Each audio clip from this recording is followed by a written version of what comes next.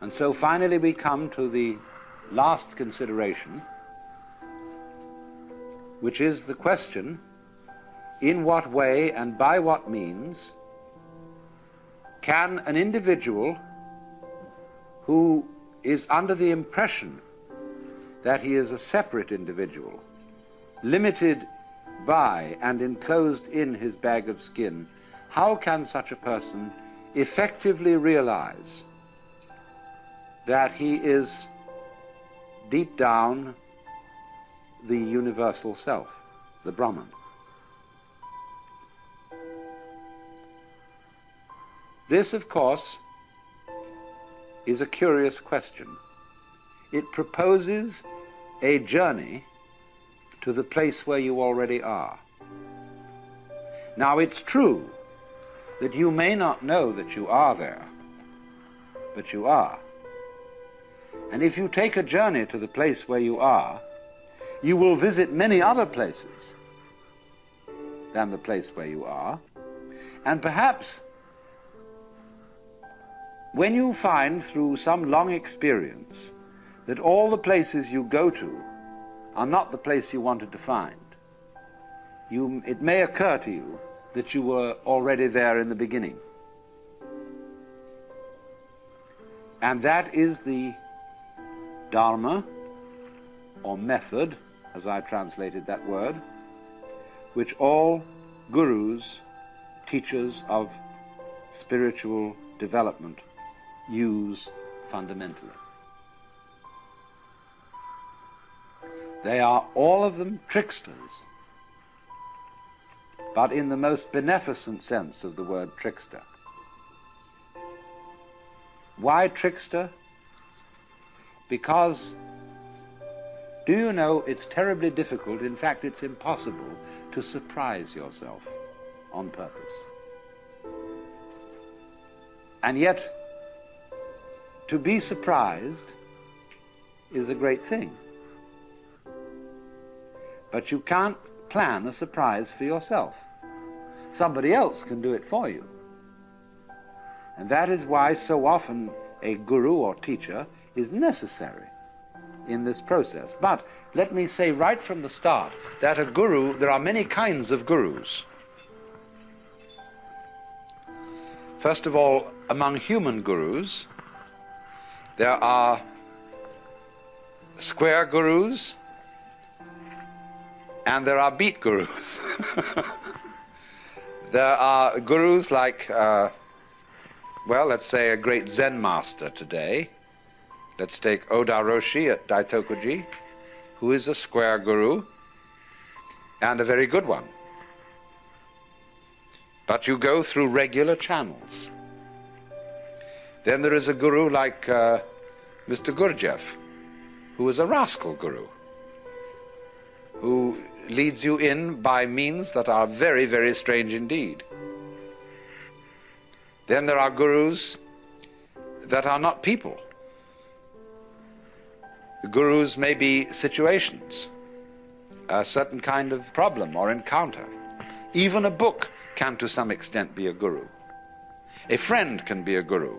I've often thought of writing a story about a man who is some sort of guru seeker and potential yogi, who goes one day into an automat and sits down at a table where there is another fellow, and he sort of thinks that this man looks wise, and he projects onto him the idea that he is a guru. And he says, "I feel there's something special about you." And the man says, "Oh, really? Really, actually, there's nothing special about me. I happen to be an insurance salesman." And this other fellow says, "Isn't that fascinating how modest he is?" And then I want to develop this story step by step. They keep meeting each other because they both eat at the same automat regularly for lunch. And although the fellow really is an insurance salesman and doesn't know a thing about these things, it in the end results in the enlightenment of the person who projected this image upon him.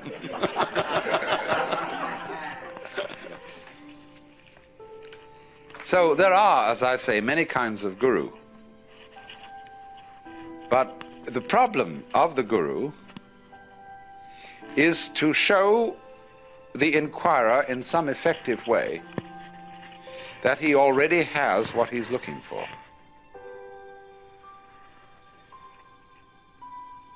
Now, in Hindu traditions, the realization of who you really are is called basically sadhana. And sadhana means the discipline, the way of life that it's necessary to follow in order to escape from the illusion that you are merely an skin-encapsulated ego. And sadhana comprises yoga, from the root yug, which means to join. And so from that, in Latin, we get jungere, to join, and in English, junction, and also yoke. And junction is also the word union, you see. All this derives from the Sanskrit root, yug. A yoke is also a discipline. When you yoke oxen, that is a kind of a discipline. Now, strictly speaking, in the very strictest sense, yoga means the state of union, the state in which the individual self, what is called the Jivatman. Jivatman is approximately translatable as ego. Jivatman finds that it is ultimately Atman, which equals Brahman, the Supreme Self. So yoga is the state. The strictest meaning of yoga is the state of union, and a yogi means one who has realized that union.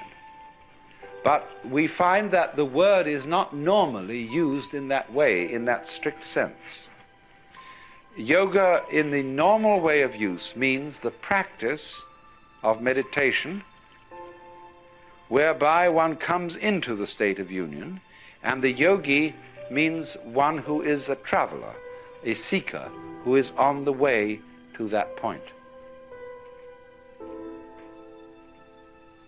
But again, strictly speaking, there is no method to arrive at the place where you are. And no amount of searching will uncover the self, because all searching implies the absence of the self, the big self, the self with a capital S.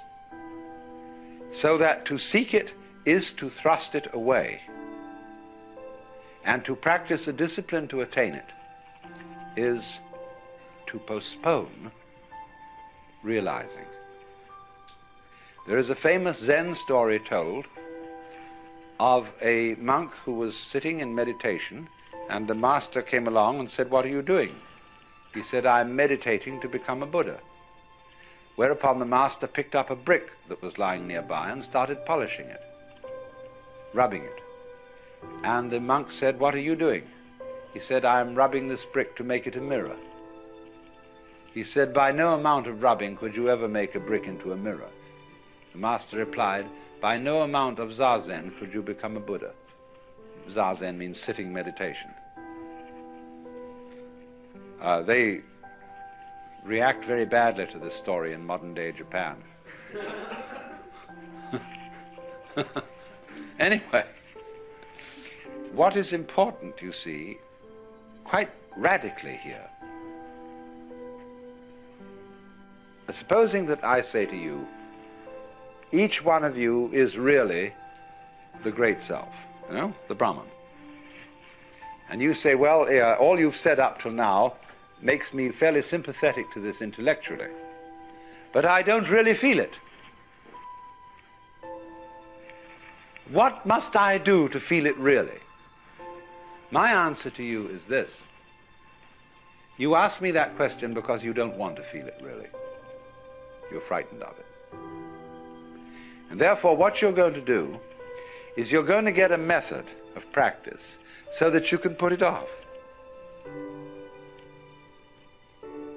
So that I can say, well, I can be a long time on the way getting this thing. And then maybe I'll be worthy of it after I have suffered enough. See, because we are brought up in a social scheme whereby we have to deserve what we get.